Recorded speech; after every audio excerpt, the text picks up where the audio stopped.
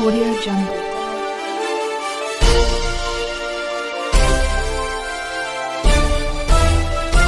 Audio Jungle.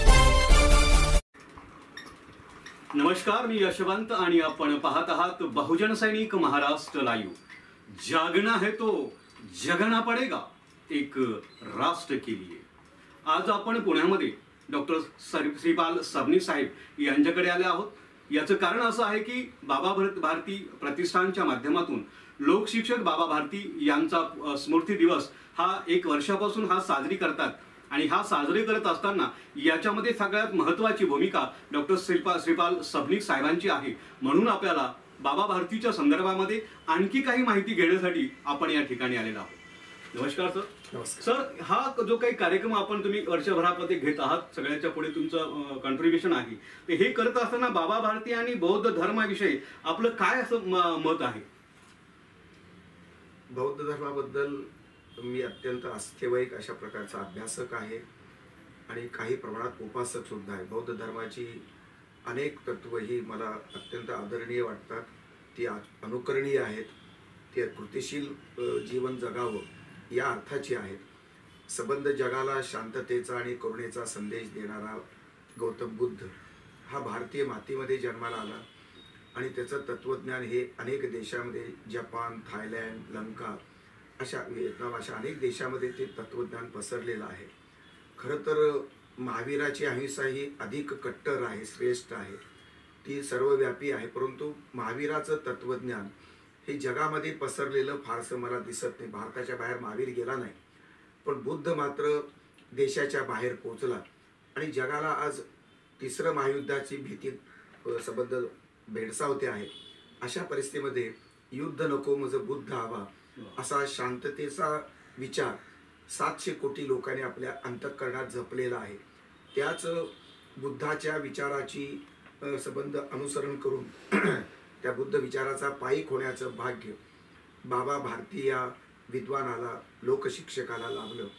Babasaheb आंबेडकरांच्या विचाराच्या प्रभावातून इस्लामपूर सारख्या गावातून आलेले बाबा भारती शिक्षकी जीवन जगताना संबंध बुद्धाचा विचार त्यांनी अंमलात आणला.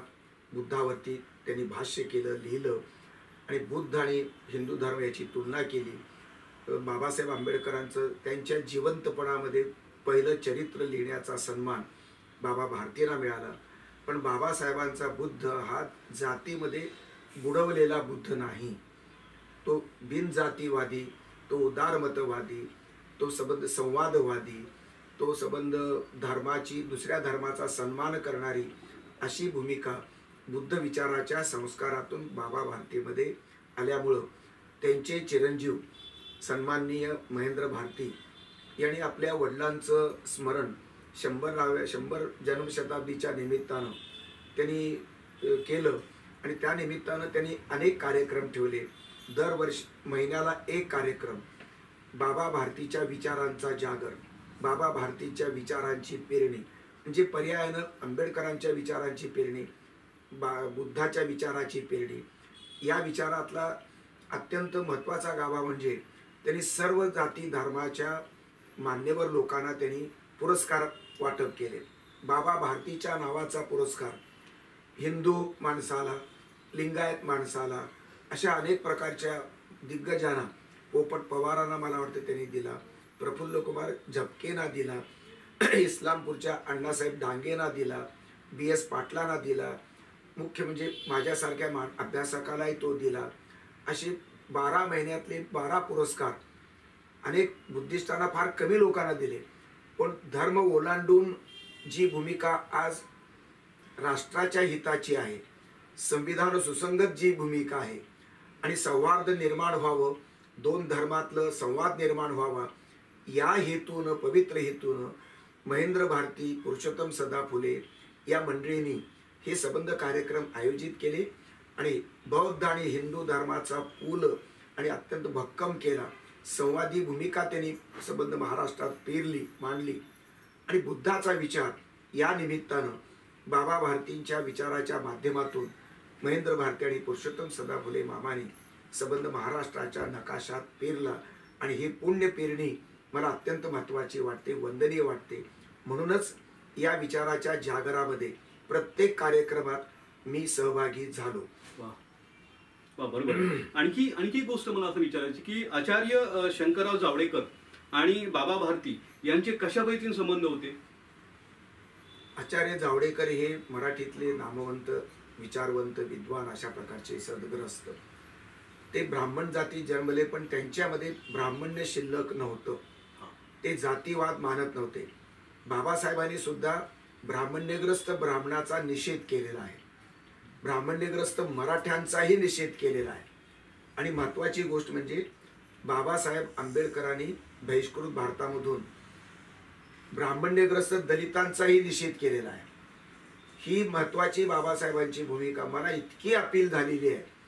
1983-84 मी PhDच्या विषयाच्या शोधात होतो. त्यावेळेस बाबासाहेब आंबेडकरांचा काही अभ्यास करण्याचा मला योग आला आणि त्या अभ्यासातून हे सूत्र माझ्या लक्षात आलं आणि मी ठरवलं की बाबासाहेब आंबेडकरांच्या बहिष्कृत भारतावरती, त्याच्या साहित्यावरती PhD करावं. ते PhD करण्याचं एकमेव कारण हे एकमेव वाक्य आहे की ब्राह्मण्य हे ब्राह्मणात असतं, मराठ्यात असतं आणि दलितात असतं. दलित जातीत जन्माला येऊन सुद्धा बाबासाहेब दलितातल्या ब्राह्मण्याचा निषेध करतात. ही बुद्धिवादी भूमिका मला अपील झाली आणि माझ्यातलं जानवं गळून पडलं. माझ्यातला जातीवादी संस्कार गळून पडला आणि बाबासाहेबांच्या विचाराच्या प्रेमात मी पडलो. आणि म्हणून शंकरराव जावडेकरांचेही असेच होतं. ते ब्राह्मण्यरहित ब्राह्मण होते आणि म्हणून त्यांच्याकडे बाबा भारती माझ्या माहितीप्रमाणे लेखनिक म्हणून काम करायची. आणि त्यांनी धम्मपद हे त्यांनी काव्य निर्माण केल्यानंतर, अनुवाद केल्यानंतर हे धम्मपद तर्कतीर्थ लक्ष्मण शास्त्री जोशी यांच्या या ब्राह्मण परंतु विद्वानग्रस्तांच्या, विवेकवादी ग्रस्ताच्या हस्ते इस्लामपूरला त्याचं प्रकाशन केलं. दुसरी गोष्ट, बाबा भारतीने हे धम्मपद मला वाटतं ते अर्पण केलेलं आहे. कुणाला अर्पण केलं तर शंकरराव जावडेकरांच्या पत्नी, जे आपल्या गुरुच्या पत्नी, ब्राह्मण समाजातल्या पत्नी, या गुरुपत्नीला त्यांनी ते पुस्तक अर्पण केलेलं आहे. ही बाब अत्यंत महत्त्वाची वाटते. अण्णाभाऊ साठे हे मातंग समाजातले आणि त्यांनी फकीरा ही पहिली कादंबरी बाबासाहेब आंबेडकरांना अर्पण केलेली आहे. हा बौद्ध आणि मातंग समाजातल्या जातीचा एकोपा निर्माण करणारी घटना ही मला अत्यंत अर्थपूर्ण वाटते, ऐतिहासिक वाटते. तसंच शंकरराव जावडेकरांच्या पत्नीला, आपल्या गुरुपत्नीला बाबा भारतींनी धम्मपद अर्पण केलेलं आहे. ते बुद्धिस्ट नसताना ही जी भूमिका आहे ती संवादाची भूमिका आहे, सांस्कृतिक एकतेची भूमिका आहे. सर्व धर्मातलं चांगुलपण एकत्र करावं, एकमेकांनी समजून घ्यावं. आणि बुद्ध धर्म हा निरीश्वरवादी, हा हिंदू धर्म हा ईश्वरवादी आहे. तरीही ईश्वरवाद आणि निरीश्वरवाद याला महत्त्व न देता माणूसवाद महत्त्वाचा आहे. ही भूमिका बाबा भारतींच्या मनामध्ये असली पाहिजे. आणि म्हणून माणसातलं माणूसपण जपावं, माणसातलं माणूसपण कुरवाळावं आणि माणसातल्या माणूसपणाची संवाद करण्याची भूमिका बाबा भारतींनी स्वीकारली आहे. आणि त्यांची प्रेरणा डॉक्टर बाबासाहेब आंबेडकर आणि बाबासाहेबांची प्रेरणा हे बुद्ध, असा तो सगळा प्रवास आहे.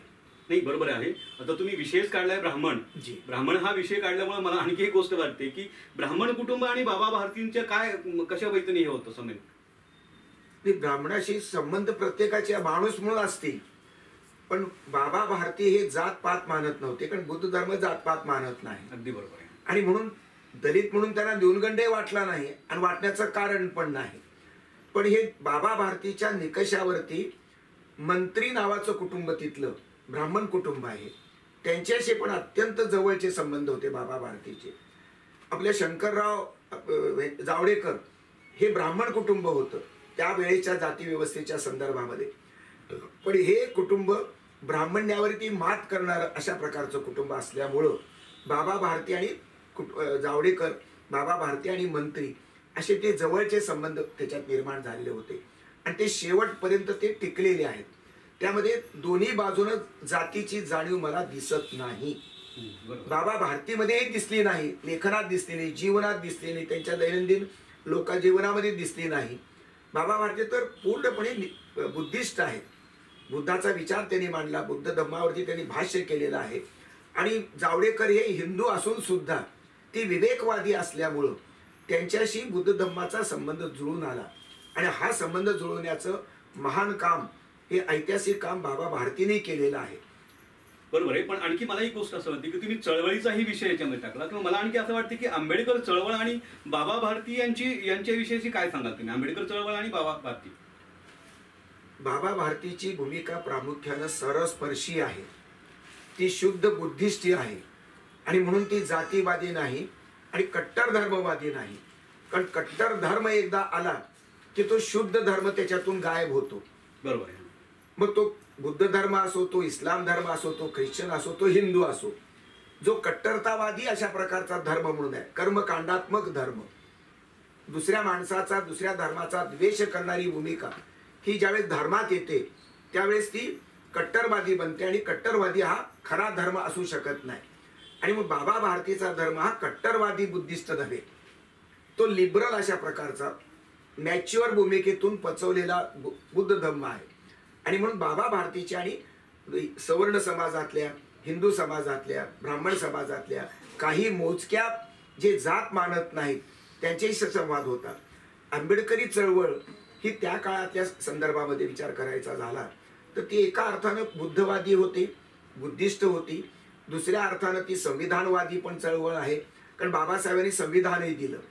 बाबासाहेब स्वतःच्या जीवनामध्ये बुद्ध धर्म त्यांनी स्वीकारला, तरी पण बाबासाहेबांच्या एकूण सगळ्या चळवळीमध्ये बुद्ध धर्माची दीक्षा त्यांनी संबंध घेतली. संबंध दलित समाजाला त्यांनी दीक्षा दिली आणि तो बुद्धिस्ट अशा प्रकारचा प्रवाह निर्माण झाला. पण संविधानवादी बाबासाहेब, सेक्युलर बाबासाहेब, समाजवादी बाबासाहेब आणि बुद्धिस्ट बाबासाहेब हे अनेक पैलू बाबासाहेबांच्या व्यक्तित्वामध्ये जिवंत होते. शेवट आणि त्या व्यक्तित्वाच्या मधल्या पैलूंना कुठेही संदर्भाचा विसंवाद नव्हता. कारण संविधान निर्माण करणाऱ्या बाबासाहेबांनी ईश्वर मानणाऱ्या लोकांची सोय केलेली आहे, मानत नाहीत त्यांच्याशी संवाद होता. आंबेडकरी चळवळ ही त्या काळातल्या संदर्भामध्ये विचार करायचा झाला तर ती एका अर्थानं बुद्धवादी होती, बुद्धिस्ट होती. दुसऱ्या अर्थानं ती संविधानवादी पण चळवळ आहे, कारण बाबासाहेबांनी संविधानही दिलं. बाबासाहेब स्वतःच्या जीवनामध्ये बुद्ध धर्म त्यांनी स्वीकारला, तरी पण बाबासाहेबांच्या एकूण सगळ्या चळवळीमध्ये बुद्ध धर्माची दीक्षा त्यांनी संबंध घेतली. संबंध दलित समाजाला त्यांनी दीक्षा दिली आणि तो बुद्धिस्ट अशा प्रकारचा प्रवाह निर्माण झाला. पण संविधानवादी बाबासाहेब, सेक्युलर बाबासाहेब, समाजवादी बाबासाहेब आणि बुद्धिस्ट बाबासाहेब हे अनेक पैलू बाबासाहेबांच्या व्यक्तित्वामध्ये जिवंत होते. शेवट आणि त्या व्यक्तित्वाच्या मधल्या पैलूंना कुठेही संदर्भाचा विसंवाद नव्हता. कारण संविधान निर्माण करणाऱ्या बाबासाहेबांनी ईश्वर मानणाऱ्या लोकांची सोय केलेली आहे. प्रत्येक श्रद्धेची सोय, इस्लामची सोय, अल्लाह मानणारा इस्लाम, गॉड मानणारा ख्रिश्चन आणि हिंदू ईश्वर मानणारा हिंदू, या सर्वांच्या श्रद्धांची, उपासनांच्या, त्यांची पूजा अर्चेची संबंधित संविधानामध्ये स्वातंत्र्य दिलेलं आहे. ह्याचा अर्थ सर्व धर्म संविधानाला समान आहेत.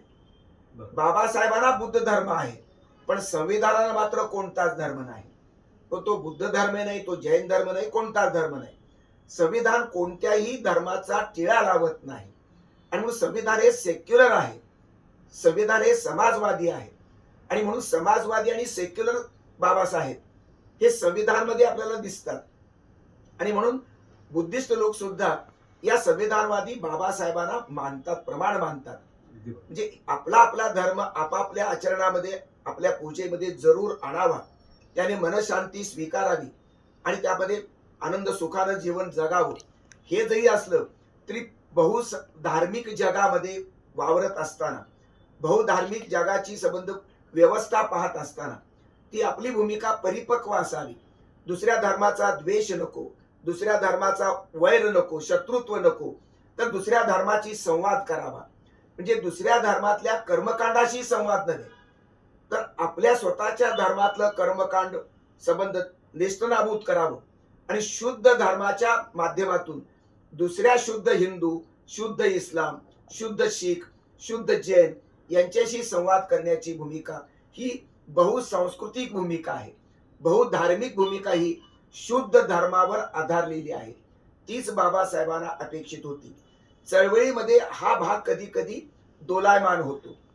चळवळ ही कट्टरतेकडे कधी कधी वळते.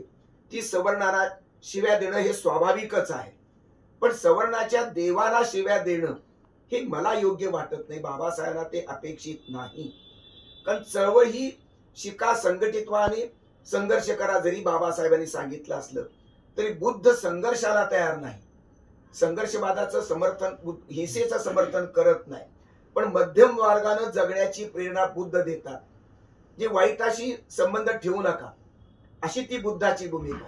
पण अन्याय झाला, बलात्काराचा अन्याय, जातीच्या पातळीवरचा अन्याय, आर्थिक शोषणाचा अन्याय, अत्याचार असेल, अशा प्रकारच्या अन्यायाचा, अत्याचाराचा संघर्ष करणं हे आंबेडकरवादाचं मूल तत्व आहे. अशा अन्यायाला पचवून घ्या, सहन करा, हे आंबेडकरवाद शिकवत नाही. आणि मग चळवळीनं हा जो मुद्दा गोंजारला तो मला समर्थनीय वाटतो. पण अन्याय अत्याचाराच्या विरुद्ध लढताना प्रत्येक गोष्टीला, प्रत्येक क्षणाला आपण संघर्ष करू शकतो का? संघर्षाची गरज आहे का? शिवाय एकत्र समाजात अनेक धर्माचे लोक राहतात. त्या सर्व धर्माच्या लोकांशी वागत असताना, बोलत असताना त्याच्याशी संवाद करणं आवश्यक आहे. संवादातून बरेचसे प्रश्न सुटतात असा माझा विश्वास आहे. बाबासाहेबांचा सुद्धा विश्वास आहे. बाबासाहेब आणि महात्मा गांधी यांच्यात संघर्ष झाला, पण बाबासाहेब आणि महात्मा गांधी यांच्यात संवादाच्या जागा सुद्धा आहेत. त्या इतिहासानं सिद्ध केलेलं आहे. पहिलं मंत्रिमंडळ हे काँग्रेसचं होतं. त्याला काँग्रेसल्या मंत्रिमंडळात दुसऱ्या पक्षातल्या मंत्र्याला घ्यायची गरज नव्हती. तरी गांधीचा विचार, आता तुम्हाला त्यांनी एक प्रश्न विचारला, काल मी गांधीवादावर एक प्रस्तावना लिहिली, त्याच्यात एक बारकावा आलाय मस्त. गांधींनी नेहरूंना विचारलं की तू काँग्रेसचं मंत्रिमंडळात बनवायचंय तुम्हाला की देशाचं मंत्रिमंडळ बनवायचं आहे? इतका सुंदर प्रश्न, तो काल्पनिक नाही. यशवंत पाटील नावाच्या नाशिकच्या प्राध्यापकानं, आता जवळजवळ माझ्यापेक्षा मोठे आहेत, त्यांचं ते तिथंच पडले पुस्तक, एवढा मोठा. तर हा प्रश्न त्यांनी मग नेहरू म्हणाले मला देशाचं मंत्रिमंडळ बनवायचंय. मग देशाचं मंत्रिमंडळ बनवायचं असेल तर बाबासाहेब आंबेडकरांसारखा शेवटच्या माणसाचं प्रतिनिधित्व करणारा, राष्ट्रभक्त असलेल्या माणसाला तू मंत्रिमंडळात घ्यावं, ही सूचना, हे सुचवलं ते महात्मा गांधींनी, आणि ते नेहरू पटेलांनी ऐकलं. एवढंच नव्हे तर डाव्यातले बाबासाहेब आंबेडकर घेतले मंत्रिमंडळामध्ये, आणि उजव्या पक्षाच्या प्रवाहातले श्यामाप्रसाद मुखर्जी सुद्धा घेतले. तेही राष्ट्रभक्त आहेत. गांधीच्या महात्मेपणाच्या भूमिकेतून एक उजवा आणि एक डावा दोन्ही राष्ट्रभक्त आहेत, आणि दोघांचा उपयोग आपल्याला देशाचा मंत्रिमंडळात करून संबंध देशाची प्रगती करण्याकरता, उत्थान करण्याकरता ही आवश्यक असल्याची गांधीची भूमिका आहे. आणि बाबासाहेब आंबेडकर हेकाडीपणा केला नाही. बाबासाहेबांची विद्वत्ता होती. बाबासाहेब बॅरिस्टर होते. बाबासाहेब केवळ दलितांचे नव्हे तर कामगारांचे, शेतकऱ्यांचे, स्त्रियांचे, ओबीसीचे, सर्वांचे नेते होते. त्यांनी आयुष्यभर त्याच्यासाठी समर्पित केलेलं जीवन आहे. आणि म्हणून या सबंध भूमिकेतून गांधीच्या सूचनेप्रमाणे निमंत्रण आल्यानंतर ते पंडित नेहरूच्या निमंत्रणाला स्वीकार केला आणि नेहरूच्या हातामध्ये हात दिलेला आहे. हा हात काँग्रेसच्या हातामध्ये हात दिलेला आहे, म्हणजेच गांधीच्या हातामध्ये हात दिलाय. म्हणजे एका अर्थानं तो ऐतिहासिक संवाद आहे. राज्यघटनेचं अध्यक्षपद जे मिळालं ते अनेक बॅरिस्टर काँग्रेसकडे होते. 40-42 बॅरिस्टर देशामध्ये होते. काँग्रेस कुणाला नेमू शकले असती, पण गांधीच्या दूरदृष्टीला दलितांचा जो मसिहा आहे अशाच माणसाला हे संबंध आपण जर घटना समितीचं अध्यक्ष केलं तर ते महत्वाचं ठरेल, निर्णायक ठरेल. आणि म्हणून गांधीचा विश्वास बाबासाहेबांच्या देशभक्तीवर होता, बाबासाहेबांच्या विद्वत्तेवर होता. दोन विरोधक आहेत, पण ते इंटरनल अशा ते तात्विक मतभेद काही प्रमाणात होतात. काळाचा महिमा आहे तो, पण विश्वासाचा संबंध गांधीवरतीही विश्वास ठेवला. काँग्रेसच्या संबंध पार्श्वभूमीवर बहुसंख्या असताना घटना समितीचं अध्यक्षपद स्वीकारलं व त्याचं विधिमंडळाचं त्यांनी मंत्रीपद स्वीकारलं. या दोन ऐतिहासिक घटना गांधी आणि बाबासाहेबांच्या संवादाच्या आहेत, काँग्रेस आणि बाबासाहेबांच्या संवादाच्या आहेत. आणि हा संवाद आपल्याला पुढे सुद्धा बघता येईल.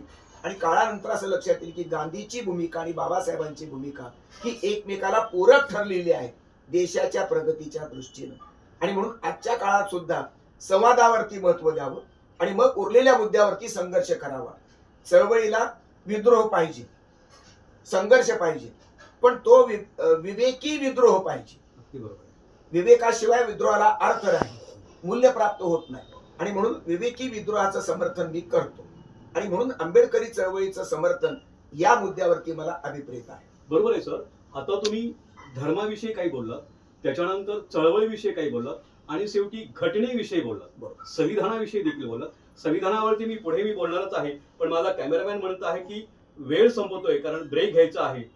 आपण हा ब्रेक घेण्याच्या अगोदर एक शेवटचा एक प्रश्न घ्यावा असं मला वाटतो, कारण संविधानाचा विषय झाला, चळवळीचा विषय झाला, धर्माचा विषय झाला, ब्राह्मणवाद्याचाही देखील विषय झाला. पण मला हे सगळं करत असताना आपण महाराष्ट्रामध्ये राहतो. महाराष्ट्रामध्ये राहत असताना मला एक महत्वाचा एक प्रश्न विचारून ब्रेक घ्यायचा आहे की महाराष्ट्रामधून जे शरद पवार साहेबांचं जे पर्व आहे, महाराष्ट्रामधलं जे शरद पवार साहेबांचं जे पर्व आहे, हे संपूर्ण फडणवीस साहेबांचं पर्व येतंय का, असं तुम्हाला वाटतंय का?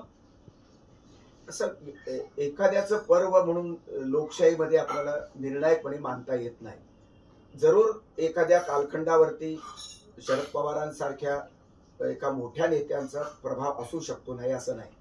आणि म्हणून महाराष्ट्राच्या सध्याच्या राजकारणावरती शरद पवारांचंच मॉडेल, त्यांची जीवन राजकीय शैली आणि राजकीय डावपेच आणि फोडाफोडीचं राजकारण, हे सगळे गुणधर्म शरद पवारांच्याकडून आपल्या देवेंद्र फडणवीसांनी उसने म्हणून घेतलेले आहेत आणि त्याच्यात ते वाकबगार आहेत. पण हा शरद पवार आणि फडणवीसांच्या व्यक्तिमत्वाचा किंवा त्यांच्या गुणदोषांचा प्रश्न नाही, हा लोकशाही समृद्ध करण्याचा प्रश्न आहे. अशा प्रकारच्या शैलीनं, अशा प्रकारच्या राजकीय व्यवस्थेनं देशाचं भलं काय होणार, महाराष्ट्राचं भलं काय होणार, हा प्रश्न महत्वाचा आहे. पवार मोठी की फडणवीस मोठे या वादात मला जायचं नाही, कारण हे दोन्हीही मोठी माणसं राजकारण करतायत अनेक वर्षापासून. पवार साहेब तर गेली अनेक 60-70 वर्षापासून राजकारण करतायत. फडणवीसांचं राजकारण आता बरेच वर्ष चालू आहे. पण संबंध महाराष्ट्रातली आणि देशातली जाती व्यवस्था संपली का, तर याचं उत्तर नाही आहे. महाराष्ट्रातल्या आणि संबंध देशातलं भ्रष्टाचाराचं संबंध जी कीड आहे लागलेली, ती संपली का, तर नाही असं उत्तर आहे. राजकीय व्यवस्था ही सत्ताधाऱ्यांची व्यवस्था आहे. सत्ताधाऱ्यांनी सत्याची बूज राखली पाहिजे. आणि सत्य मला असं सांगतं, घटनात्मक सत्य, संविधानात्मक सत्य मला सांगतं की संबंध लोकांचं लोकशाहीवादी प्रबोधन झालं पाहिजे. समता, स्वातंत्र्य, सामाजिक न्याय आणि बंधुतेच्या संदर्भातलं प्रबोधन या देशातल्या राजकीय व्यवस्थेनं, मोदी असोत की अटल बिहारी असोत, शरद पवार असोत की तुमचे अजून कोणी शरद यादव असोत, सीताराम येचुरी असोत, अशा सर्व पक्षीय व्यवस्थेनं या देशातली जाती व्यवस्था संपवण्यासाठी प्रयत्न केलाच नाही. कम्युनिस्ट पक्षाने केला नाही, आरपीआयने केला नाही, भाजप केला नाही आणि काँग्रेसही केलं नाही, भाजप कोणीच केलं नाही. कारण जाणीवपूर्वक अशा प्रकारची शिबिरं निर्माण करणं, अभ्यास वर्ग घेणं, जाती व्यवस्था ही कीड आहे, ही संबंध संपवलं तरच देशाची प्रगती होऊ शकेल. सगळे प्रश्न जाती व्यवस्थेच्या आणि जाती संघर्षामध्ये अडकून पडलेले आहेत. आणि असं असताना देशाच्या प्रगतीची कोंडी सतत कायम असताना ही संबंध प्रबोधन, शुद्ध प्रबोधन करणं, शुद्ध विचाराची पेरणी करणं, हे लोकशाहीतल्या राजकर्त्यांचं पहिलं कर्तव्य आहे. त्यांनी भ्रष्टाचाराच्या कुठेही काँग्रेसने लगाम घातला नाही, भाजपनं लगाम घातला नाही, कोणत्याही पक्षाने लगाम घातला नाही. हे संस्कारच संपले. आणि जे धर्म नैतिकता शिकवतात, इस्लाम, ख्रिश्चन, हिंदू, बुद्ध आणि जैन अशा प्रकारचे सगळे धर्म, या धर्माच्या शुद्ध धर्म आता संपलेला आहे. हिंदूतला संपला, इस्लाम मधला संपला, बुद्ध धर्मातला सुद्धा संपला, जैनातला सुद्धा संपला. उरला तो फक्त सांगाडा, उरला तो फक्त कर्मठ धर्म उरला. आणि त्यामध्ये हिंदू धर्माची बहुसंख्या असल्यानं अत्यंत तो आक्रमक झालेला दिसतो. हिंदू धर्म बहुसंख्याकाच्या धर्माचा आक्रमक चेहरा, चित्रविचित्र अशा प्रकारचा भेसूर चेहरा हा लोकशाहीला मारक असतो. तो अल्पसंख्याकाची भीती निर्माण करणं, मुसलमानांना भयभीत करणं, ख्रिश्चनांना भयभीत ठेवणं, हे काही लोकशाहीचं कर्तव्य नाही. हे लोकशाहीचं शुद्ध लक्षण मी मानत नाही. एखादा धर्म जर आक्रमक झाला असेल तर ती आक्रमकता त्या धर्माला सुद्धा संपवून टाकते, कारण तो शुद्ध धर्म नव्हेच. आणि आक्रमक धर्माला दुसरे धर्म सुद्धा आक्रमकच प्रतिक्रिया देतात. यामुळे कुठेही शुद्ध धर्म राहत नाही. आणि म्हणून हिंदू धर्मातल्या धर्ममार्तंडाची ही जबाबदारी होती आणि आहे की स्वतःचा अकरा विकरा चेहरा त्यांनी दाखवून न दाखवता हिंदू धर्मातली शुद्ध मूल्यात्मकता ही प्रसारित केली पाहिजे लोकशाहीच्या माध्यमातून. वसुदैव कुटुंबकम सारखं तत्व जगामध्ये जे आपण सांगतो आहोत ते भारतामध्ये का रुजवत नाही? हिंदू धर्माला याच्यात काय यश आलं नाही? दुसरी गोष्ट, ज्ञानेश्वराच्या पसायदानामध्ये जो जे वांछिल तो ते लाहू प्राणी जात असा व्यापक विश्वात्मक विचार आलेला आहे. संतांचं संतत्व हिंदू धर्मानं कुरवाळलं पण त्या संदर्भामध्ये पेरणी केलेलं नाही आणि म्हणून अत्यंत वाह्यात राजकारणी निर्माण झाले. धर्मकारण आणि राजकारण याची संगनमत झालं आणि या संगनमतातून अघोरी अशा प्रकारची संबंध शक्ती निर्माण झाली आणि ही शक्ती लोकशाहीला मारक आहे. यामध्ये भारताचं भवितव्य धोक्यात आलेलं आहे. आर्थिक सत्तेच्या दृष्टीने 10व्या क्रमांकावर 5व्या क्रमांकावर 5व्या क्रमांकावर 3ऱ्या क्रमांकावर मोदी काहीही म्हणून याच्यामुळे भारताची सुरक्षितता मला धोक्यात वाटते. या देशातला दलित, या देशातला कामगार, या देशातला गरीब माणूस जर अत्यंत भुके कंगाल असेल, त्याचं दारिद्र्य वाढत असेल तर तुम्ही ही आर्थिक व्यवस्था कुठे घेऊन जाणार आहात? आणि म्हणून मूळ धर्मकारण, मूळ राजकारण हे मूल्यात्मक राहिलेलं नाही, ही माझी तक्रार आहे. बरोबर आहे सर. आपल्याला अनेक काही गोष्टीवरती बोलायचं आहे पण कुठेही जाऊ नका. पाहत रहा बहुजन सैनिक महाराष्ट्र लाईव्ह.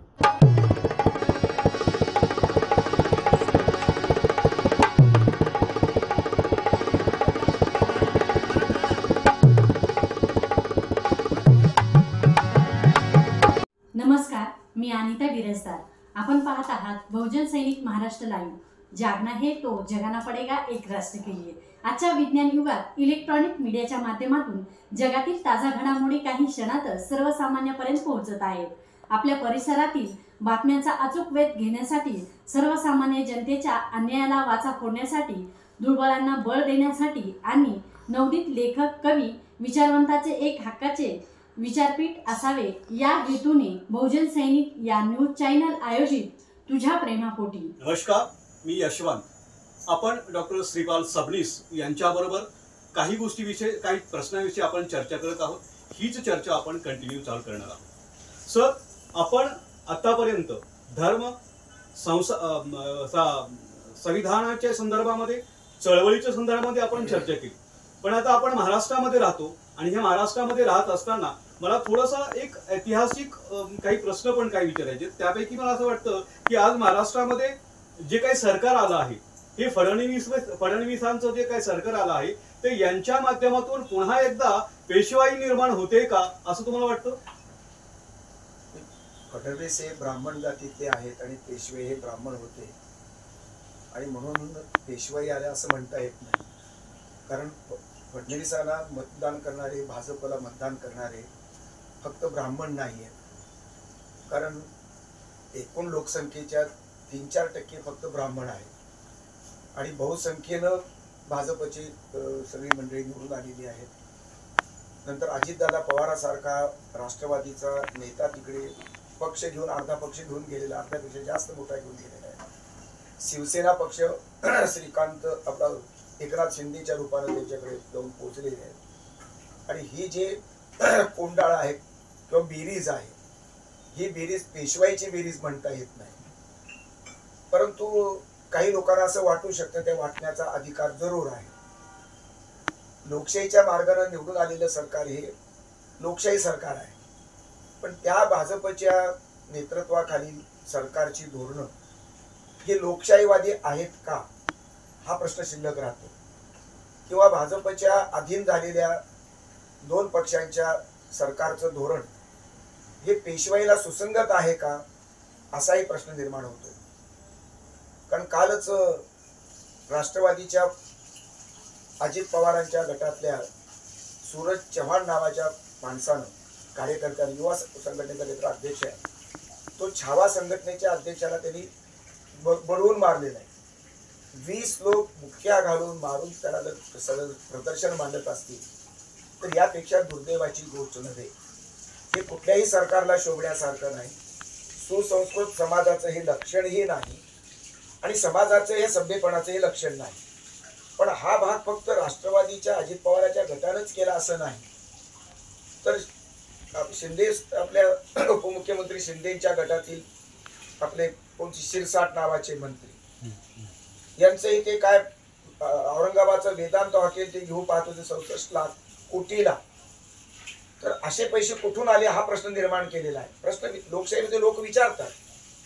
दुसरी गोष्ट संबंध अजून त्या पक्षामध्ये आणखी काही कुठला मंत्री येतो, दुसऱ्या मंत्र्याचे प्रकरण काही निघाले. कोकाटे सारखा मंत्री कृषी मंत्री आहे आणि तो रमीच्या डावाचा संबंध त्याचं चित्र सगळ्या कोटी कोटी लोकांनी पाहिलेलं आहे. ही संबंध जी कल्पना आहे किंवा जे संबंध चित्र आहे, वास्तव चित्र आहे, हे शोभादायक चित्र नाही. आणि म्हणून लोकशाहीला मारक असणाऱ्या प्रवृत्तीचं सरकार हे जोपासता की काय याचे संदर्भ देऊन भर विधानसभेमध्ये हा प्रश्न चर्चेला गेला. नाना पटोले यांच्या मार्फत चर्चेला गेला की तो संबंध कुठली तरी एक काय म्हणतात हनी ट्रॅप, या हनी ट्रॅपमध्ये 72 लोक अधिकारी सापडलेले आहेत. त्यात मंत्री आहेत, आजी आहेत, माजी आहेत. त्याला पुरावा फारसा पुढे आलेला नसला तरी अनेक गोष्टीचे चौकशा चालू आहेत, गुपित चौकशा चालू आहेत, काही लोकांना अटक झालेली आहे. हे चित्र कशाचं आहे? बीडचा बिहार झाल्याचा आपण अनुभवलेला आहे. महाराष्ट्राच्या गड्ड्यामध्ये जर बिहारची प्रवृत्ती जन्म घेत असेल तर फुले शाहू आंबेडकरांचा महाराष्ट्र कसं म्हणणार? तो ज्ञानेश्वराचा आहे महाराष्ट्र नाही, तो तुकारामाचा आहे महाराष्ट्र नाही, तो आगरकरांचा टिळकांचा आहे सावरकरांचा आहे महाराष्ट्र नाही, तो महर्षी विठ्ठल रामजी शिंदेचा आहे महाराष्ट्र उरलेला नाही, तो शिवाजी महाराजाचा महाराष्ट्र आता उरलेला आहे की नाही याबद्दल मराठी माणूस संभ्रमात आहे. आणि म्हणून हे मी समर्थनीय मानत नाही. राजकारणांचे जे काही चाललेलं आहे तर आतून भ्रष्टाचाराची संबंध प्रकरण पुढे येत आहेत. जनहिताच्या दृष्टीनं जे सरकार काम करायला पाहिजे ते होत नाही. जनतेची बांधिलकी नाही, सामान्य माणसाची बांधिलकी नाही. 4 दिवसात अनेक शेतकऱ्यांच्या आत्महत्या घडणं किंवा वर्षभरामध्ये अनेक हजारो शेतकऱ्यांच्या आत्महत्या घडणं महाराष्ट्राला हे शोभण्यासारखं नाही. शेतकरीच का मरतो, एखादा मंत्री का मरत नाही हा प्रश्न माझ्या समोर आहे. मंत्र्यांनी कधी आत्महत्या केली असं ऐकलेलं नाही, पण शेतकरी मात्र दररोज मरण यात्रा आपण पाहतो आहोत. या मरण यात्रा पाहण्यामध्ये अनुभवण्यामध्ये सरकारचा कोणता पराक्रम आहे आणि सरकार का असं करतं, सरकारचं उत्तर का नाहीत? मग कुणाजवळ उत्तर आहे? समाज मौनात आहे, सरकार मौनात आहे आणि शेतकरी मात्र रोज जळतो आहे. याची उत्तरं सरकारनं दिली पाहिजे, समाजानं दिली पाहिजे आणि संस्कृतीनं पण दिली पाहिजे. अगदी बरोबर आहे. जसं की या देशामध्ये भाजप RSS प्रणित भाजपाचं सरकार या देशामध्ये स्थापित झालं तेव्हापासून या देशामध्ये अराजकता निर्माण झालेली आहे. मग ही अराजकता कशा पद्धतीने मोडून काढता येईल सर, किंवा या सरकारविषयी तुम्ही काय सांगाल? सरकारबद्दलची नेहमी तक्रार सामान्य लोकांची असते. सामान्यांचं हित कधीही सरकार नावाची संकल्पना ही करत नाही. याचं कारण सरकार म्हणजे सत्ता आणि सत्ता ही मूलतः करप्ट असते. सत्य हे नॉन करप्ट आहे आणि सत्ता ही साधन आहे, पण राजकारणी लोकांनी तिला साध्य ठरवलेलं आहे. साध्याच्या ठिकाणी सत्ता गेल्यामुळं संबंध क्रमच बदलला, दिशाच बदलली. आणि म्हणून या देशातली RSS संघटना असो, भामसेक संघटना असो किंवा संभाजी ब्रिगेड संघटना असो, संघटना करण्याचा, काढण्याचा, आपापल्या विचाराचा प्रचार करण्याचा अधिकार प्रत्येकाला आहे. पण कोणती संघटना उजवी आणि कोणती संघटना डावी यापेक्षा त्या संघटनेचं चरित्र आणि चारित्र्य कसं आहे हे पाहण्याची आणि अनुभवण्याची गरज आहे, अभ्यासण्याची गरज आहे. एक तरी काय RSS वरती विरोधी गटाकडून, डाव्या पक्षातून, डाव्या संघटनातून एक आरोप कायमचा केला गेला की जातीवादी संघटना आहे, धर्मांध संघटना. त्यामध्ये काही प्रमाणात निश्चितपणे तथ्य आहे. कारण गोलवलकर गुरुजीचे विचार जे दुसरे सरसंघचालक होते त्या संबंध RSSच्या संबंध प्रमुख ठिकाणी ते आले, ते समाजवादाला विरोध करतात, बाबासाहेब आंबेडकरांनी निर्माण केलेल्या राज्यघटनेला विरोध करतात. त्याला लोकशाही मान्य नव्हती आणि म्हणूनच संबंध गोळवलकरांच्या भूमिकेच्या नेतृत्वाखाली वाढणारा संघ आता मात्र भागवतांच्या काळामध्ये, देवरसांच्या काळामध्ये जाती व्यवस्था आम्हाला मान्य नाही हे सरसंघचालक देवरसांनी म्हटलं ही फार मोठी सुधारणा आहे. पण म्हटलं नुसतं ते प्रत्यक्षात अंमलात आलेलं दिसत नाही. भागवत सुद्धा आता प्रत्येक भारतीयाचा DNA एकच आहे असं ते म्हणतायत. म्हणजे ही सुधारणा आहे की अधोगती आहे? तर ही निश्चित सुधारणा आहे. पण भागवत म्हणल्याप्रमाणे प्रत्येक हिंदू मुसलमानाचा DNA आपला सारखा असं म्हणतो का, समजतो का? मग भाजपचे मंत्री का बरळतात? भाजपचे निलेश राणे सारखे मंत्री संबंध तुटून पडतायत, मशिदीमध्ये जाऊन मारण्याची घोषणा करतायत, हिरवी साप अशा प्रकारचं ते संबंध चित्र आहे. अब्दुल हमीद नावाचा मुसलमान सैनिक या देशाचं संरक्षण करत असताना, स्वातंत्र्य रक्षण करताना मुसलमान पाकिस्तानच्या सैन्याशी लढला. त्याच्या हाडाची शरीराची चाळणी झाली आणि तो अनेक शेकडो लोकांना, मुसलमान सैनिकांना मारून मग तो स्वतः बलिदान झाला. त्याच्या राष्ट्रनिष्ठेबद्दल शंका कशी घेता येईल? जो अब्दुल कलाम नावाचा राष्ट्रभक्त, देशभक्त अशा प्रकारचा मिसाईल मॅन, अटल बिहारी वाजपेयीच्या काळामध्ये पोखरणचा 98ला टेस्ट झाली आणि अणुस्फोट झाला. त्या अणुस्फोटाची गुपित कुणालाही कळू दिली नाही. आणि या संबंध अणुशक्तीच्या केंद्रामधला प्रमुख नेतृत्व अब्दुल कलामचं होतं. भाजपच्या अटल बिहारी वाजपेयीने, ब्राह्मण जन्म संदर्भ घेऊन आलेल्या वाजपेयीने आणि भाजपच्या उजव्या प्रवाहातल्या पक्षाच्या नेतृत्वानं पंतप्रधान अटल बिहारी वाजपेयीने मुसलमान जातीमध्ये जन्माला आलेल्या, धर्मात जन्माला आलेल्या कलामवरती विश्वास ठेवला. त्या विश्वासाला 100% कलाम पात्र ठरलेले आहेत. कारण पोखरणचा अणुस्फोट घडवत असताना ती कुणकुण जगातल्या कुणालाही कळू नये, अमेरिकेचा त्यावेळेस विरोध होता आणि म्हणून 5 विहिरी खोल खोदलेले आहेत. 100-100, 150 फूट त्याच्यावर खाली खोल खोदले आणि मग त्याच्यात ती वाळू काढली गेली. रात्रीतून ती वाळू लगेच साफ केली गेली. त्याचे ढिगारे सुद्धा दिसू दिलेले. इतकी काळजी, इतकं गुपित अब्दुल कलामांनी गुपित आपल्या मनात ठेवलं. ते कुणा कुटुंबाला सांगितलं नाही, ते समाजाला सांगितलं नाही, ते मुसलमान धर्माला सांगितलं नाही, ते पाकिस्तानला सांगितलं नाही. पाकिस्तानचे भुट्टो त्यावेळेस पंतप्रधान होते तिथे. त्या भुट्टोनं जर मुसलमान धर्माच्या नात्यानं अब्दुल कलामांनी हे गुपित जर तोडलं असतं तर मोठा कहर झाला असता. भारताच्या विरुद्ध मोठं षडयंत्र रचला गेलं, भारत खाक झाला असता. असं इतक्या प्रकारची संवादाची भूमिका, विश्वासाची भूमिका, हिंदूचा प्रतिनिधी पंतप्रधान अटल बिहारी वाजपेयी, भाजपच्या संस्कारातला माणूस, हिंदू संस्कारातला माणूस आणि इस्लामच्या संस्कारातून आमचे अब्दुल कलाम उभे राहिले. या दोघांची संवादाची भूमिका पोखरणचा अणुस्फोट यशस्वी झाला आणि त्यामुळे आता पाकिस्तान चीन सारखा दचकून राहतो आहे.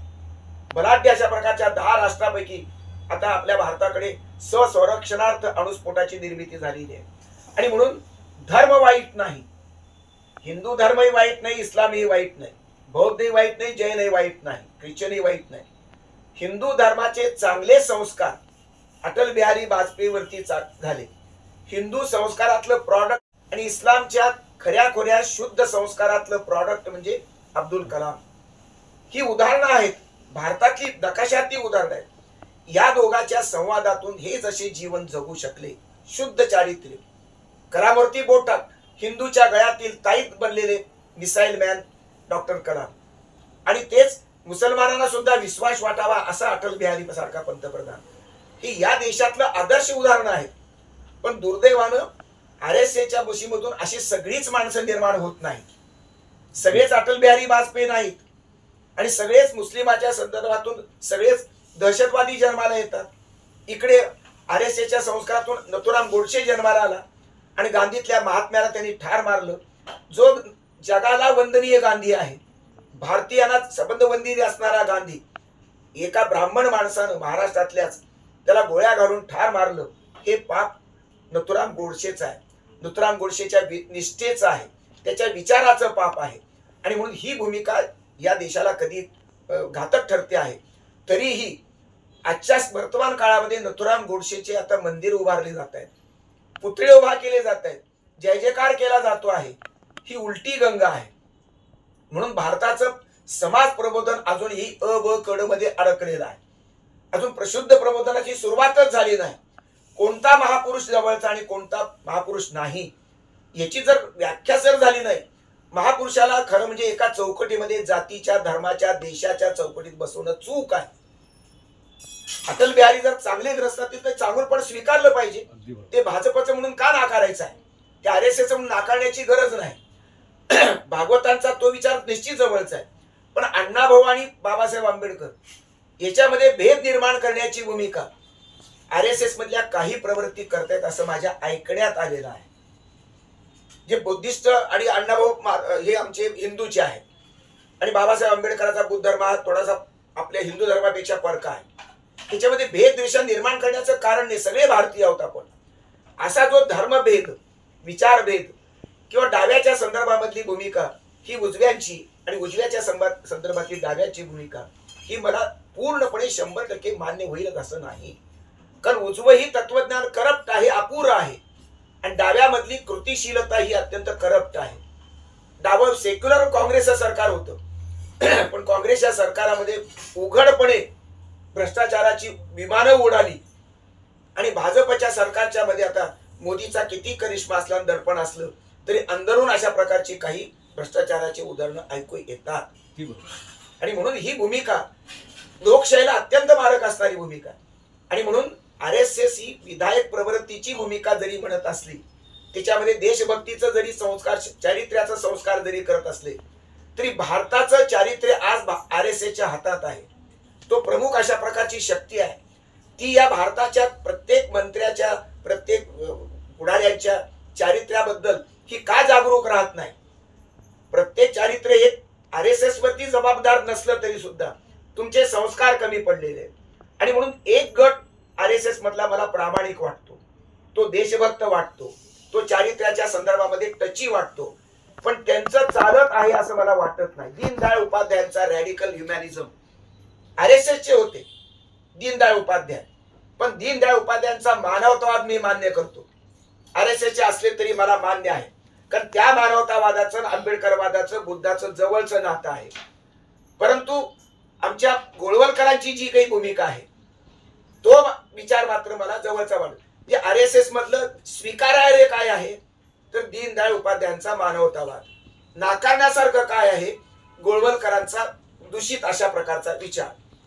आणि म्हणून सामर्थ्याची मी बेरीज करतो, कुठल्याही प्रभातलं, कुठल्या धर्मातला असू द्या, मग तो दीनदयाळ उपाध्याय असेल, मोहम्मद पैगंबराचा इस्लाम असेल, तुमच्या अब्दुल कलामांचं योगदान असेल, अटल बिहारीची भूमिका असेल, अशी संबंध सगळ्या भूमिके, सगळ्या प्रवाहातलं, सगळ्या धर्मातलं जे मानव कल्याणकारी आहे तेच मी स्वीकारतो.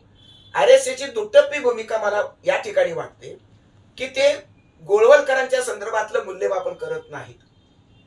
जो गोळवलकर समाजवादाला विरोध करतात, सेक्युलर भूमिकेला, राज्यघटनेतला विरोध करतात, त्या गोळवलकरांचा RSSने विरोध करायला पाहिजे, निषेध करायला पाहिजे आणि दीनदयाळ उपाध्यायांचा उदो करायला पाहिजे.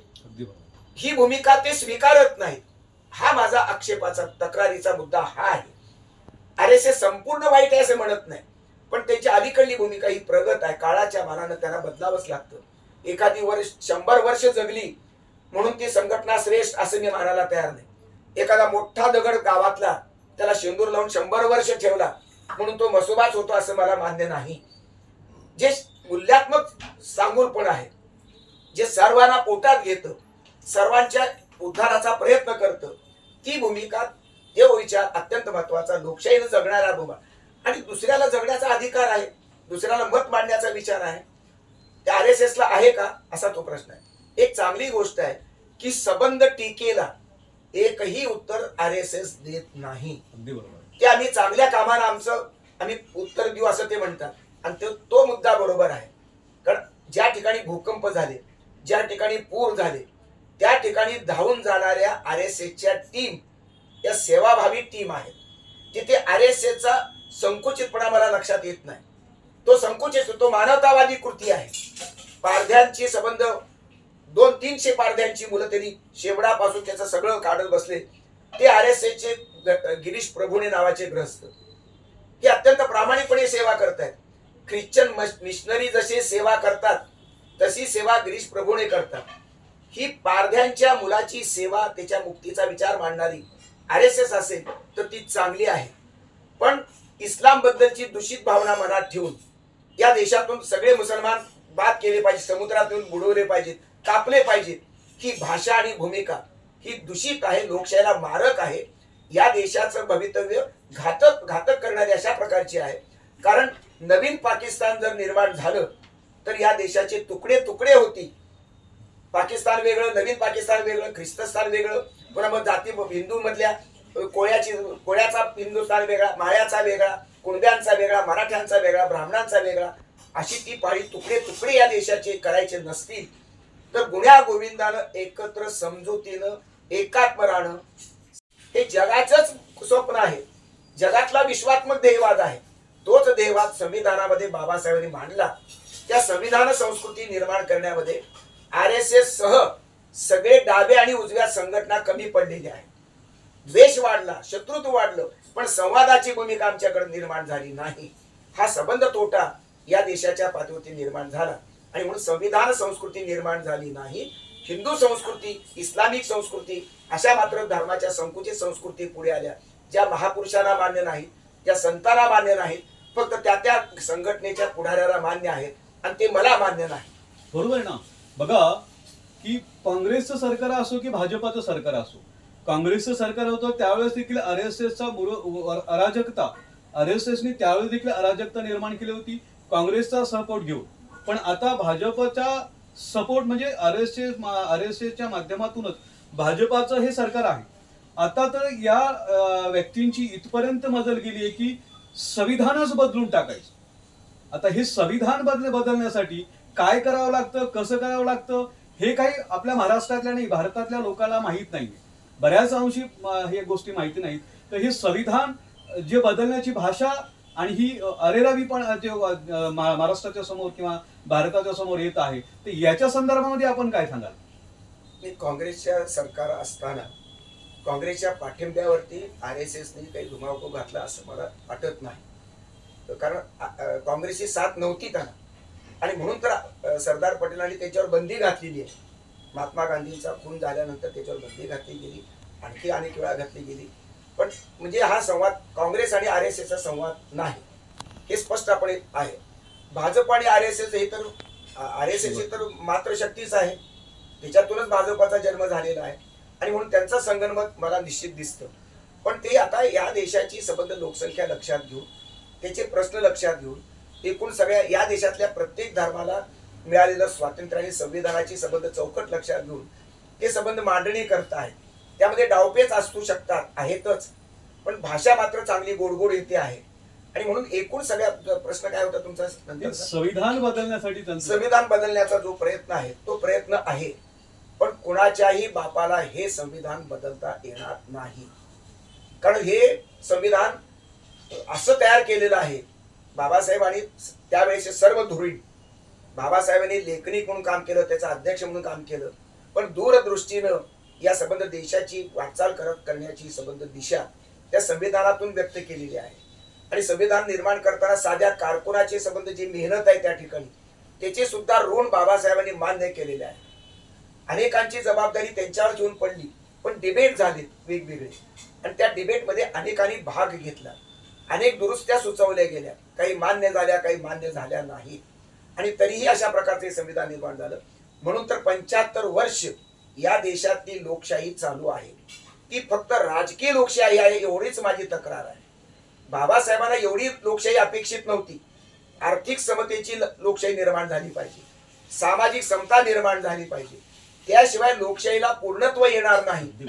ही जी भूमिका बाबासाहेबांची होती त्या भूमिकेला कोणतंही सरकार पात्र ठरलेलं नाही. बाबासाहेबांच्या अपेक्षाची पूर्ती करणारं सरकार काँग्रेसचे निर्माण झालं नाही आणि भाजपचे निर्माण झालेलं नाही. आणि म्हणून या देशातली संबंध संविधान बदलण्याची प्रक्रिया कोणीच करू शकणार नाही. पण एक आहे की हिंदू धर्म, सुप्रीम कोर्टाचा एक निकाल आहे की हिंदू हा धर्म नव्हे, ही एक जीवन प्रणाली आहे. सुप्रीम कोर्टाने हा निकाल दिलेला आहे. आणि म्हणून माझ्या मनात एक शंका आहे की हिंदू हा धर्म नसला नाही म्हणून आणि त्याला आधार सुप्रीमचा आहे म्हणून या देशाचं संविधान हिंदुत्ववादी करणं किंवा हिंदू धर्माचं हिंदू हा शब्द मध्ये घालणं हे शक्य आहे. ते बहुसंख्येच्या बळावर भाजप करू शकेल. करेल की नाही, करावं की नाही हे प्रश्न मतभेदाचे आहे. पण अशी एक शक्यता आहे आणि त्याला लॉजिक त्यांनी दिलेलं आहे. हिंदू हा धर्म नव्हे.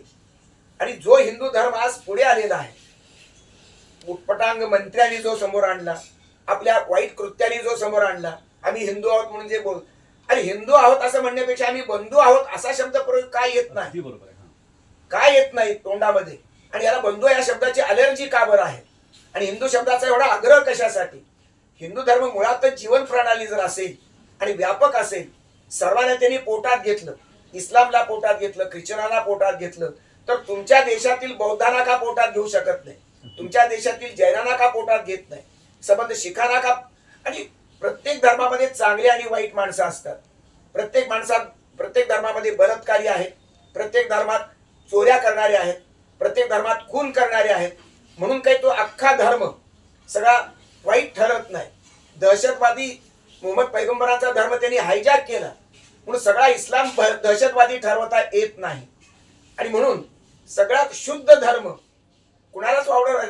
आणि या हिंदुस्थानच्या नकाशामध्ये सगळे धर्म जर शुद्धच्या स्वरूपामध्ये जर मूल्यात्मकता पेरून जर उभे राहिले आणि आपलं अस्तित्व टिकून राहिले आणि संवादाची भूमिका जर त्यांनी स्वीकारली, पचवली, आणि हे पचवण्याच्या प्रक्रियेमध्ये राजकारण हे महत्वाचा रोल करतं आणि ते राजकारणच नेहमी बेईमानी करतं. आणि म्हणून या देशात खरा धर्म रुजत नाही, खरा धर्म खोपावत नाही, प्रसार पावत नाही.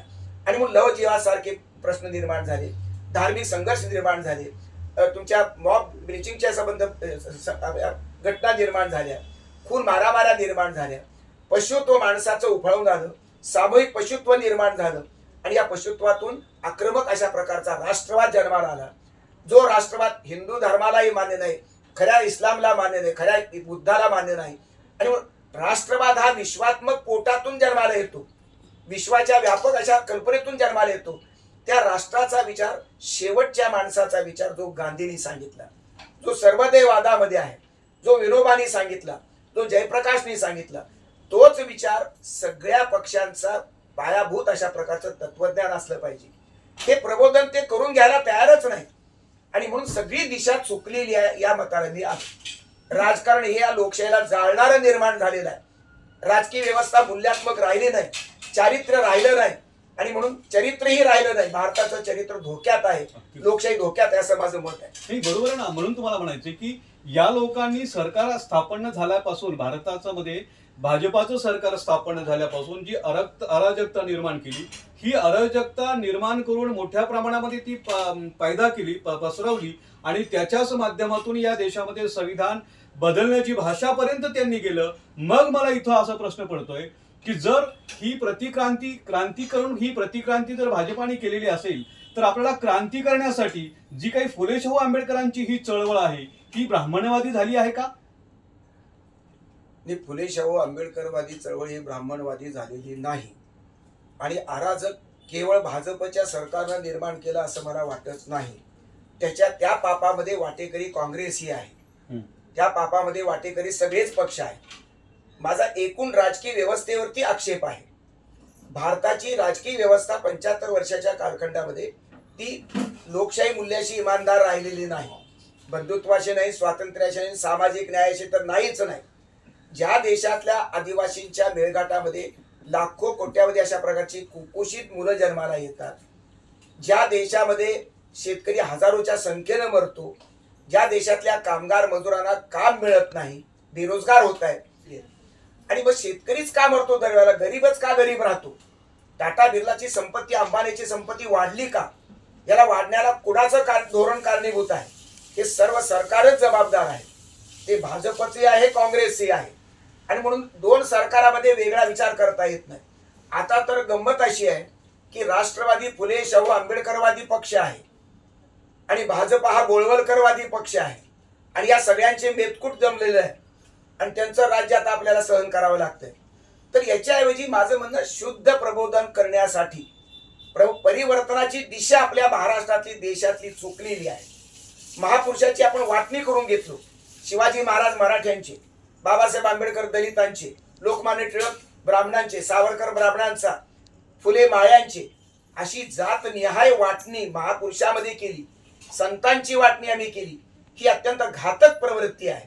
खरं काय व्हायला पाहिजे? महापुरुषाला जात कुठे असते? आता तुमचा अब्राहम लिंकन असो, नेल्सन मंडेला असो, मार्टिन लुथर किंग असो, हे पाश्चात्य जगातले अत्यंत मान्यवर अशा प्रकारचे महापुरुष आहेत. त्यांची भूमिका आपल्याला संवादी आहे. नोबेल पारितोषिक विजेते सर्व विद्वान माणसं त्यांनी समाजाच्या, देशाच्या कल्याणासाठी, मानव कल्याणासाठी नवीन नवीन शोध लावले. ते एका देशाचे नाहीत, ते सर्व मानव जातीचे आहेत. पंडित जवाहरलाल नेहरू सारखा माणूस, महात्मा गांधी सारखा माणूस, हे सर्व मानवतेचे पुजारी आहेत. बुद्ध हा एका धर्माचा होऊ शकत नाही. करुणावादी, शांततावादी, कोट्यावधी जनतेचा तो प्रतिनिधी म्हणून बुद्ध आहे. अहिंसेचा कैवार घेणारा महावीर हा सर्व जनतेचा प्रतिनिधी आहे, मानव जातीचा प्रतिनिधी आहे. तो एका देशाचा होऊ शकत नाही. तुमचा बसवेश्वर हा लिंगायत धर्मातील संबंध पंथातला अत्यंत उजळून निघाला पाहिजे. पहिली लोकशाही स्थापन करणारा माणूस.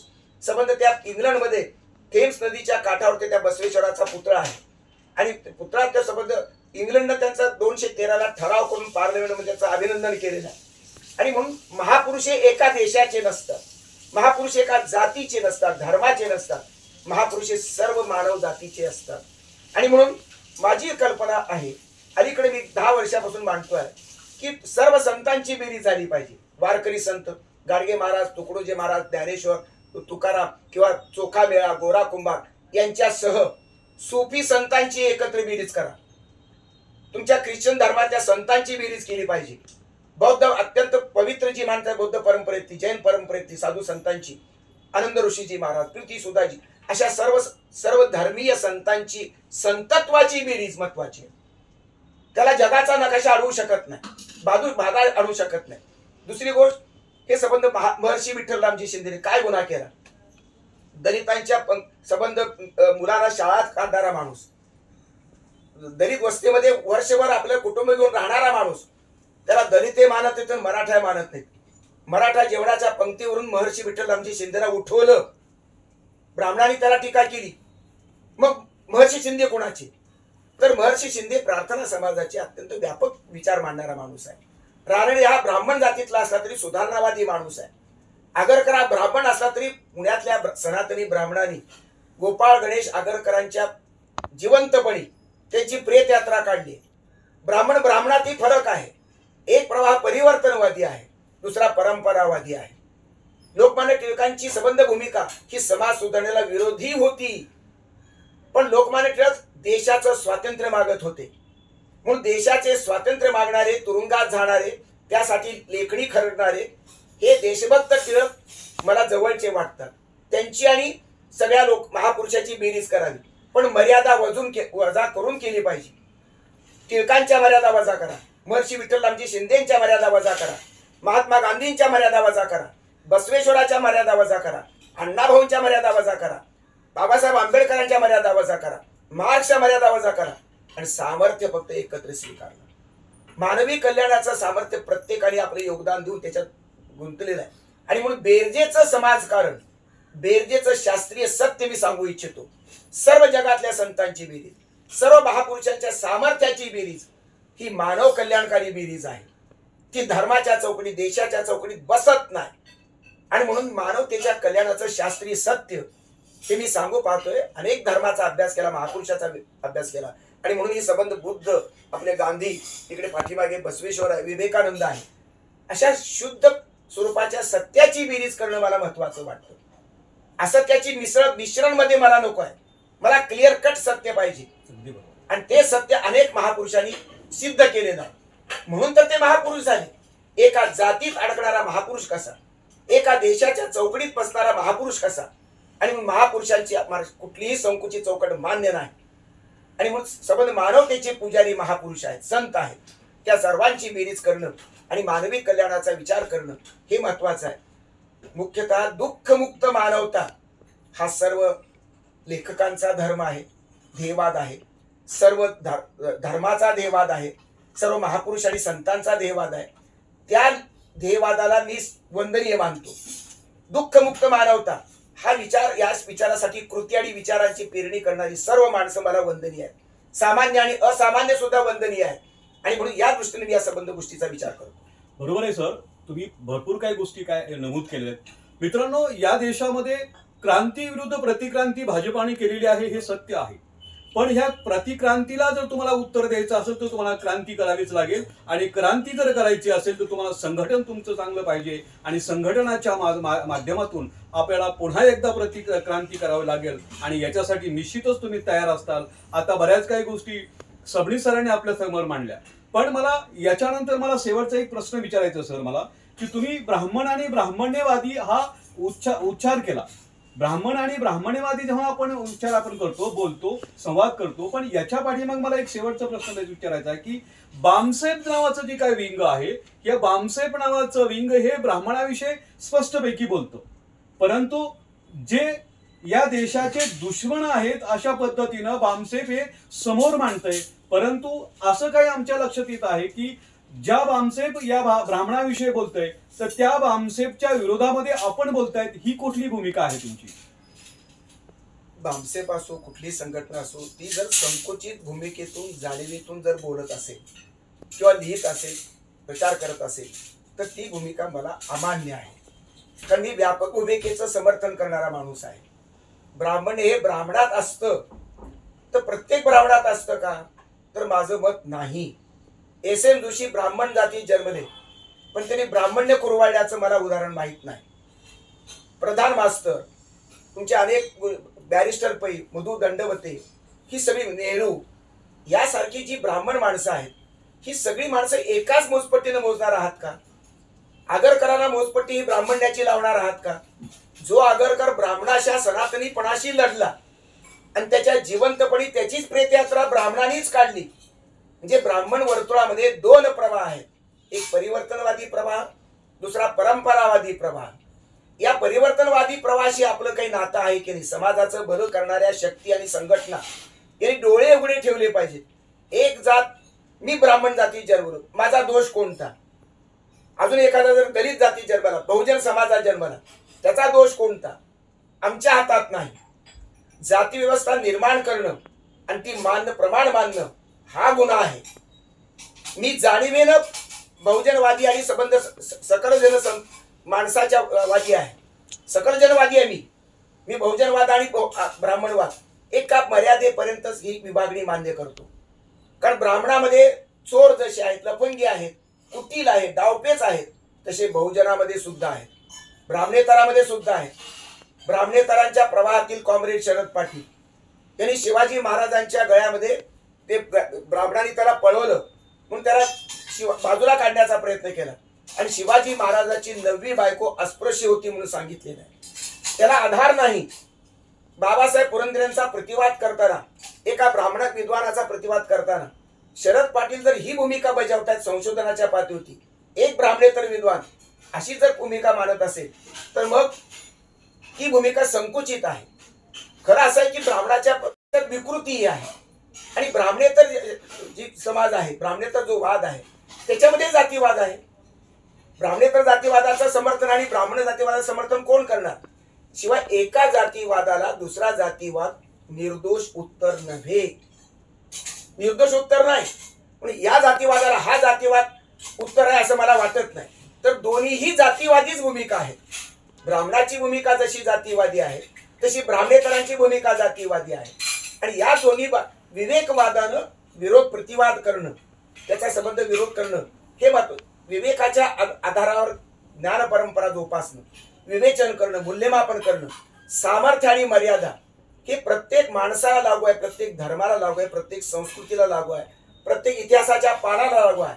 आणि म्हणून सामर्थ्य आणि मर्यादा या मोजपट्टीवरती मी संबंध, माझं लेखन, माझं वाचन, माझं जीवन उभं केलेलं आहे. सामान्य माणसात जर असामान्यत्व दिसलं, त्याचं सामर्थ्य माझ्या लक्षात आलं. कोपरीबाई नावाची आदिवासी आहे, तिचं ज्ञान मला अत्यंत महत्वाचं वाटतं, ते बेरजेमध्ये मी स्वीकारतो. नोबेल पारितोषिक विजेत्या माणसाच्या बरोबर तिचं ज्ञान आहे. पण सामान्य आणि असामान्य ही विभागणी मला मान्य नाही.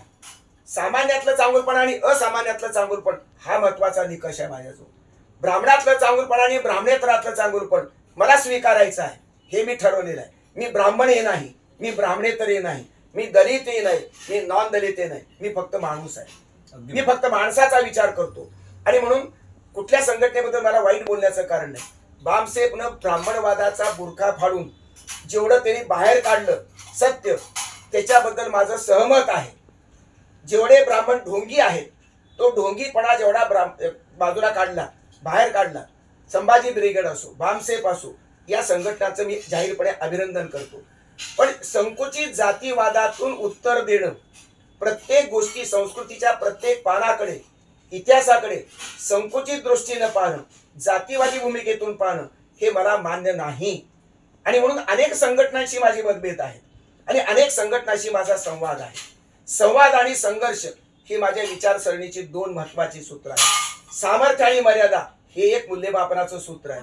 या सूत्रावर आधारलेली संबंध लेखन, संबंध भूमिका मी मांडत आलेलो आहे आणि ती विनम्र भूमिका आहे. माझ्याही भूमिकेचा प्रतिवाद विवेकवादाच्या अनुषंगानं जर कोणी केला तर मला त्याचं स्वातंत्र्य मान्य आहे. ते सत्य असेल की नाही मी त्यावेळेस सांगेन. बरोबर आहे, अगदी खरी गोष्ट आहे. ह्या सगळ्या गोष्टी चळवळीच्या विषय, संविधानाच्या विषय, धर्माविषय, ब्राह्मण आणि ब्राह्मणवाद विषय, आपण बऱ्याच काही गोष्टी आपण आत्मसात केल्या, विचार केला, त्याच्यावर मंथन केलं. पण मला आणखी एक शेवटचा प्रश्न, मगा म्हटलं होतं की मला हा शेवटचा प्रश्न आहे. पण आज तुम्ही पुण्यामध्ये राहतायत आणि पुण्यामध्ये राहत असताना तुम्ही शनिवार वाड्याच्या अगदी शेजारी राहतायत, म्हणून मला एक शेवटचा प्रश्न मला असा विचारावा वाटतो की शनिवार वाडाच्या संदर्भामध्ये प्राध्यापक मामा देशमुख असं म्हणतात की हा शनिवार वाडा म्हणजे पूर्वीचा जिजाऊचा लाल महल होता. याच्याविषयी तुम्ही काय सांगाल? मामा देशमुखांची एकूण भूमिका मला सदोष वाटते. त्यांनी ब्राह्मणाबद्दलची अत्यंत अनेक रामदासाबद्दलचं त्यांनी जे कॉमेंट केलेलं आहे, भाष्य केलेलं आहे, ते नर फाटकांच्या संशोधनावर आधारलेली भूमिका मामा देशमुख मांडतात. आणि शनिवार वाड्याच्या संदर्भातलं त्यांचं संशोधन जर ऐतिहासिक असेल, त्याला आधार दिला असेल, तो सर्वमान्य असेल, तर मग माझं काही म्हणणं नाही. लाल महाल तर आहेच आहे तिथे, शनिवार वाडा नंतर बांधला गेला, पेशव्यांनी बांधला गेला असेल, पण या संबंध त्याचा पेशव्याचा आणि मराठीशाहीच्या संबंध इतिहासाचं मी आकलन करताना ते शिवाजी महाराजाच्या राज्याचा तो संबंध विस्तार आहे असं मी मानतो. पेशवे जातीनं ब्राह्मण आहेत, पण कर्तव्यानं ते मराठा आहेत, याची मला पूर्ण जाणीव आहे. हे कोणाला मान्य असो की नसो, मी दुसऱ्याच्या सर्टिफिकेटवर जगणारा माणूस नाही. बाजीराव पेशव्याचा पराक्रम शिवाजी महाराजाचं नाव घेऊन शिवाजी महाराजाच्या प्रेरणेनंच तो निर्माण झालेला पराक्रम आहे आणि त्यांचे संबंध पराक्रम दिल्लीपर्यंत धडकलेला आहे. आणि शिवाजी महाराजाच्या छोट्या स्वराज्याचं व्यापक रूप असं त्यांनी हे शिंदे, होळकर या बहुजन आणि पेशव्यांच्या अभिजन अशा दोन्ही मिळून त्यांनी केलेलं आहे. पण अभिजन आणि बहुजन ही शत्रू नाही आहेत, हे पूरक ठरले पाहिजेत, पूरक आहेत. पाहण्याची दृष्टी आपली साफ पाहिजे. मी जर माझ्या जातीच्या नजरेतून जर या संबंध इतिहास मराठ्याच्या इतिहासाकडे पाहिलं तर शिवाजीचं राज्य मराठ्यांचं वाटतं, पेशव्यांचं हे ब्राह्मणांचं वाटतं. त्या राज्याच्या प्रवृत्तीमध्ये फरक आहे. पेशवे हे समर्थनीय प्रवृत्तीचे नाही. जातीव्यवस्था निर्माण करणं, दलितावरती अन्याय करणं, दलितांचे मुंडके तोडून छाटून त्यांना बॉल म्हणून खेळणं, चेंडू म्हणून खेळणं, हे पेशव्यांची कृती अत्यंत वाईट आहे, अन्यायकारक आहे, हे मला मान्यच आहे. पण पेशव्याचं राज्य संकल्पना ही संबंध शिवाजी महाराजाची संकल्पना आहे, त्याच्या विरुद्ध ते नाही आहेत. आणि त्यांच्याच नावानं आणि म्हणून स्वराज्याच्या पातळीवरती संबंध एकूण परंपरा विचार करताना शिवाजी महाराज ते पेशवे याच्यात मला फरक वेगळा वाटत नाही. शैलीमध्ये फरक आहे. जे शिवाजी महाराजाचं स्वराज्य रयतेचं होतं, ते रयतेचं स्वराज्य पेशवे मानलं नाही. रयतेच्या कल्याणासाठी शिवाजी महाराज जे तळमळत होते, ते पेशवे तसं तेवढे तळमळ मला वाटत नाही. ते ब्राह्मणांची तळमळ त्या ठिकाणी व्यक्त होते. कंटेंटच्या अंगाने ते निश्चितपणे संकुचित झालेले. पेशव्यांचं साम्राज्य जाणव्यामध्ये बंद आहे, ते शिवाजी महाराजाच्या जाणीवेनं पेरलेलं नाही. आणि म्हणून एकूण सगळ्या स्वराज्याचा प्रवाह लक्षात घेताना संबंध ही इतिहासामध्ये संबंध जो विस्तार झाला, तो विस्तार कंटेंटच्या अंगामध्ये कमी पडले पेशवे. पण शिवाजी महाराजाची इमानदारी त्यांच्या मनात, त्यांच्या राजकारभारात मला दिसते. आणि म्हणून होळकरांसारखा, शिंदे सारखे संबंध साथीने घेऊन एकत्र ते नांदले आणि म्हणून यश मिळालं. असं म्हणून महाराजाच्या इतिहासाच्या एकूण एक टप्पा म्हणून पुढला आपण पाहायला पाहिजे. आपण जातीवादी भूमिकेतून हे पाहता कामा नये. कारण आंबेडकरांची एकूण भूमिका या अशा प्रकारच्या संकल्पनेला थारा देणारी नाही. आंबेडकर विवेकवादी आहे. विवेकानं इतिहास वाचावा लागतो, विवेकानं इतिहास लिहावा लागतो आणि विवेकानं इतिहास शिकवावा लागतो. विषाची पेरणी जर आपण केली तर अमृताची फळे त्याच्यात मागता येणार नाही, विषच निर्माण होईल. आणि म्हणून इतिहासामध्ये विषाची पेरणी करण्याचं कारण मला वाटत नाही. करणारे करो, मी मात्र अमृत पेरणीच्या मागे लागलेलो आहे. आणि म्हणून बहुजन आणि अभिजन हे दोन्ही प्रवाहातले चांगुलपणा मी एकत्र करू इच्छितो. पुन्हा एकदा, मुसलमान अनेक संगीतकार आहेत, अनेक वैज्ञानिक आहेत, त्यांची चांगुलपणाची बेरीज. बहुजनामध्ये अनेक योगदान आहे, विज्ञानातलं, कृषीमधलं, संबंध समाज कार्यातलं योगदान. त्याला मी जातीच्या नावावर मी पाहत नाही, वर्गाच्या नावावर मी पाहत नाही. अभिजन आणि बहुजनाच्या संबंध सामर्थ्याची बेरीज करून मी जीवन जगतो आहे. आणि जीवनाकडे मी तसंच पाहणार, देशाकडे पाहणार, महाराष्ट्राकडे पाहणार, संबंध विश्वाकडे पाहणार. मला विश्वव्यापकता, विश्व संकल्पना, विश्व माणुसकी, विश्व मानव, विश्वाचं नागरिकत्व माझ्यामध्ये अंगीकारलेलं आहे. मी भारताचा नागरिक नाही, मी महाराष्ट्राचा नागरिक होऊ इच्छित नाही, मी फक्त विश्वाचा नागरिक आहे. विश्व मानवता माझ्या डोळ्यासमोर आहे, विश्व शांती मला पाहिजे आहे, विश्वाचा विकास मला पाहिजे आहे. त्या दृष्टीनं जे मोजपट्टे आहेत त्या अत्यंत खुज्या मोजपट्टे आहेत. ब्राह्मण ही मोजपट्टी खुजी आहे. ब्राह्मणवादातून पाहणं हे जसं चुकीचं, तसं बहुजनातून पाहणं हे सुद्धा चुकीचं आहे. अपूर्ण आहेत या मोजपट्ट्या. अर्धवट मोजपट्ट्याने यश मिळत नाही, सत्य सिद्ध होत नाही. ही अर्धवट अशा प्रकारची भूमिका असल्यामुळे अपूर्ण भूमिका आहे. आणि म्हणून विश्वाच्या कल्याणापर्यंत ही भूमिका जाणार नाही. मला विश्वाच्या कल्याणाची, विश्वशांतीची मला गरज वाटते. आणि त्याच रममाण होऊन त्याच ध्यासामध्ये मी आयुष्य जगू इच्छितो. मी संकुचित कोंडाळ्यामध्ये, डबक्यामध्ये बसू शकत नाही. बरोबर आहे सर. हे होते डॉक्टर श्रीपाल सबनीस यांनी गौतम बुद्धाच्या काळापासून छत्रपती शिवाजी महाराजपासून फुले शाहू बाबासाहेब आंबेडकर, अण्णाभाऊ साठे इथपर्यंत जो इतिहास आहे हा इतिहास आपल्यासमोर मांडला आहे. हा इतिहास मांडत असताना देखील आपण पुन्हा महाराष्ट्रामध्ये राहतो, म्हणून महाराष्ट्रामधल्या जे सरकारच्या जे काही नीती आहे या सरकारच्या नीतीवरचा देखील भांडाफोड यांनी केलेला आहे. असंच आपण आणखी दुसऱ्या काही कार्यक्रमामध्ये त्यांना आपण निमंत्रित करणार आहोत. आपण कुठेही जाऊ नका, पाहत राहा बहुजन सैनिक महाराष्ट्र लाईव्ह. बहुजन सैनिक महाराष्ट्र लाईव्हला लाईक करा, शेअर करा, सबस्क्राईब करा आणि बेल आयकॉनवर क्लिक करा.